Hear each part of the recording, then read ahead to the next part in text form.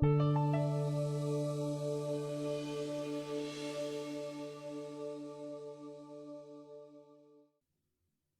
CVS made a decision that I think reflects how important the concept of reputational capital and the thoughts about reputational risk are to companies. CVS decided to stop selling tobacco in its stores because it was not in tune with its strategy as a healthcare company. I think the strategy is rock solid and right on, but what most people missed was the second part of this, which is how the company is using this as a way to enhance its reputation. Maybe inadvertently. I'm not sure that they were knowledgeable about this. But here's why this is an important thing for companies to think about.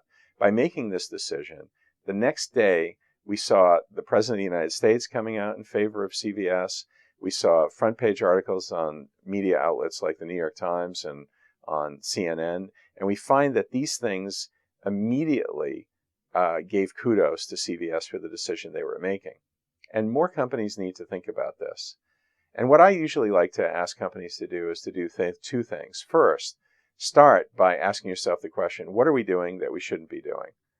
The second thing is to say, what aren't we doing that we should be doing? And this will lead to all kinds of interesting things that you get to do. Coca-Cola, for instance, decided to put all of the water it takes back out of the world and align themselves with the World Wildlife Fund as a way to stave off negative publicity that could come from the fact that it takes somewhere between 4 and 250 cans of water to make a can of Coke.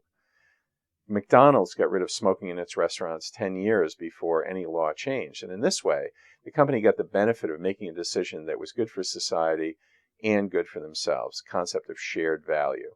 More companies need to think about the value of their reputation as being the most valuable asset they have and finding ways to protect that asset, but also thinking about ways to create opportunities out of enhancing your reputation. CVS did that, and good for them. It was a great move.